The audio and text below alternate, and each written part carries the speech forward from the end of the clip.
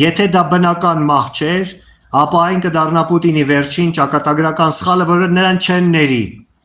ԱՄՆ Սենատում հիմա աննախադեպ միասնական դիրքորոշում կա սենատորներ Գրեմի, Բլումենթալի եւ Ուիքերի հեղինակած դժոխային սանկցիաների օրինագիծը ընդունելու հարցի շուրջ, եւ դա կլինի սենատոր Գրեմի կտակի պես մի բան, որը մահացու հարված կդառնա Պուտինի չեկիստական ռեժիմի համար։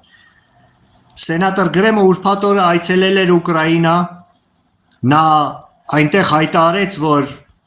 այդ օրինագծի ընդունման հարցում վերջապես ձեռք էր բերվել համաձայնություն Սպիտակ տան հետ, բայց ամիջապես Վաշինգտոն վերադառնալուց հետո կիրակի առավոտյան, շաբաթ ուշ երեկոյան, կիրակի առավոտյան, ուրեմն Վաշինգտոնում նա հանկարծամահ եղավ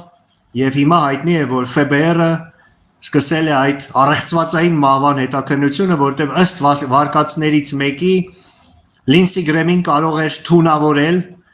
սրտի կանգ առաջացնող հատուկ թույնով Ուկրաինայում եղած Ռուսաստանի հատուկ ծառայությունների բազմաթիվ գործակալներից մեկը գնացքի մեջ վերադառնալու ժամանակ։ Ասում են, որ նա մահացել է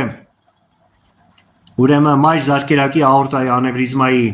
շերտազատման եւ պատրվելու պատճառով, բայց որպես սրտային վիրաբույժ, որպես բժիշկ, ասեմ ձեզ, որ աորտայի անևրիզման քրոնիկ հիվանդություն է, շերտազատումը սուր ընթացք ունեցող այդ հիվանդության բարդությունն է, բայց աորտայի անևրիզմա եթե Լինսի Գրեմը ունենար, հաստատ նրանք կախտորոշեին դա, որտեղ սենատորները պարզ է, որ ամերիկյան բժշկության բարձրագույն սպասարկման շահառուներն են եւ ես վստահ եմ, որ չէին թողնի, որ այդ շերտազատումը տեղի ունենա, այլ նախորոք կբուժեին անևրիզման։ Այնպես որ ես չեմ հավատում, որ դա անևրիզմայի պայթելու հետևանքով առաջացած մահ էր, բայց այնուամենայնիվ ես չեմ էլ բացառում, որ դա բնական մահ էր։ Այնուամենայնիվ Վլադիմիր Ասեչկինը հղում անելով Մոսկվայում Ռուսաստանի հետախուզական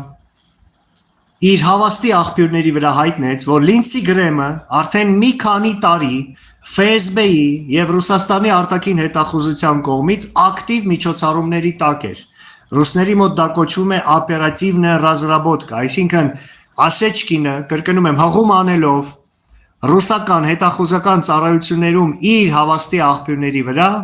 ասում է, որ նրանք արդեն մի քանի տարի հետևում էին Լինսի Գրեմին եւ օպերատիվ աշխատանքներ էին կատարում նրա վերաբերյալ։